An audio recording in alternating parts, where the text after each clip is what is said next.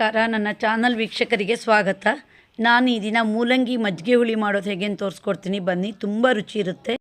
2 ಮೂಲಂಗಿ ಇಟ್ಕೊಂಡಿದ್ದೀನಿ, 3/4 ಬೌಲು ಕಾಯಿ ಹೂವು ಇಟ್ಕೊಂಡಿದ್ದೀನಿ.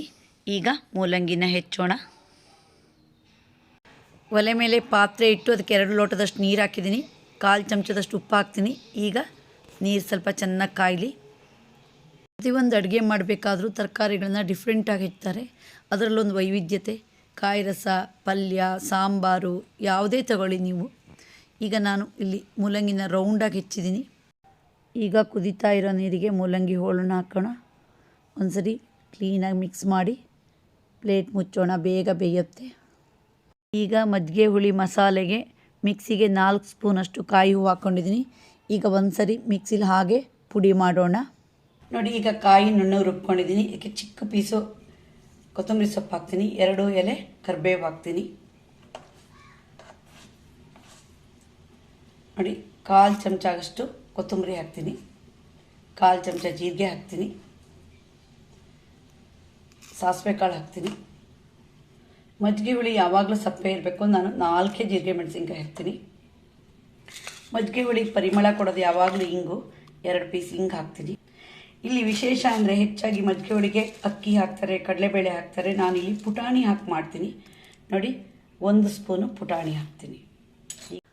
ಈಗ ಅರ್ಧ ಲೋಟದಷ್ಟು ನೀರು ಹಾಕೋಣ. ನಯಸ್ಸಾಗಿ ರುಬ್ಬೋಣ. ಹೋಳು ಬೆಂದು ಈಗ ರುಬ್ಬಿರೋ ಮಸಾಲೆ ಹಾಕ್ತೀನಿ. ನಾನು ಇಲ್ಲಿ 2 ಮೂಲಂಗಿಗಾಗಷ್ಟು ಮಾತ್ರ ಹಾಕಿದ್ದೀನಿ. ನೀವು ಜಾಸ್ತಿ ಮೂಲಂಗಿ ಹಾಕಿದರೆ ಸ್ವಲ್ಪ ಪ್ರಮಾಣ ಜಾಸ್ತಿ ತಗೊಳ್ಳಿ. ಒಂದು ಅರ್ಧ ಲೋಟ ಆಗಷ್ಟು ಮಿಕ್ಸಿ ಜಾರ್ ತೊಳೆದು ನೀರು ಹಾಕ್ತೀನಿ. ಆವಾಗ ಹೋಳಿಗಾಗಷ್ಟು ಮಾತ್ರ ಉಪ್ಪು ಹಾಕಿದ್ದೆ ನಾನು. ಈಗ ಮಸಾಲೆ ಹಾಕಿದ್ದೀನಿ. ಒಂದು 1/4 ಚಮಚ ಆಗಷ್ಟು ಉಪ್ಪು ಹಾಕ್ತೀನಿ. ಸ್ವಲ್ಪ ಕುದೀಲಿ ಮಜ್ಜಿಗೆ ಹುಳಿ. ಕರಿಬೇವಿನ ಎಲೆ 2 ಹಾಕೋಣ ಪರಿಮಳಕ್ಕೆ. ಹೆಚ್ಚಾಗಿ ಮಜ್ಜಿಗೆ ಹುಳಿ ಉಪ್ಪು ಬಿಡುತ್ತೆ, ಅದಕ್ಕೆ ದೊಡ್ಡ ಬೆಂಕಿಲಿ ಇಡಬಾರ್ದು.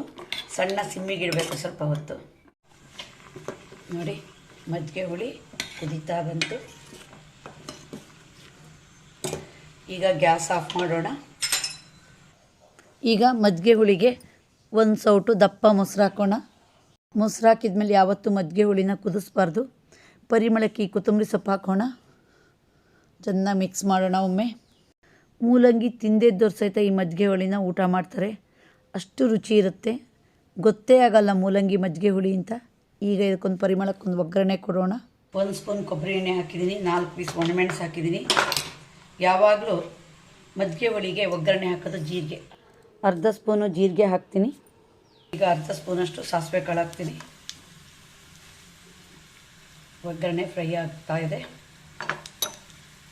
ಈಗ ಗ್ಯಾಸ್ ಆಫ್ ಮಾಡೋಣ. ನೋಡಿ, ಒಗ್ಗರಣೆ ಹಾಕ್ತೀನಿ. ನೋಡಿ, ರುಚಿಯಾದ ಮೂಲಂಗಿ ಮಜ್ಜಿಗೆ ಹುಳಿಗೆ ಒಗ್ಗರಣೆ ಹಾಕಾಯಿತು. ತುಂಬ ರುಚಿ ಇರುತ್ತೆ ಮೂಲಂಗಿ ಮಜ್ಜಿಗೆ ಹುಳಿ. ಒಮ್ಮೆ ಮಾಡಿ ನೋಡಿ. ಸುರಿದು ಊಟ ಮಾಡಬೇಕು, ಅದರ ಟೇಸ್ಟು ಆವಾಗಲೇ ಗೊತ್ತಾಗೋದು. ನಿಮಗೆ ಈ ವಿಡಿಯೋ ಇಷ್ಟ ಆದರೆ ಲೈಕ್ ಮಾಡಿ, ಶೇರ್ ಮಾಡಿ, ಸಬ್ಸ್ಕ್ರೈಬ್ ಮಾಡಿ, ಕಮೆಂಟ್ ಬಾಕ್ಸಲ್ಲಿ ಕಮೆಂಟ್ ಹಾಕಿ. ಧನ್ಯವಾದಗಳು.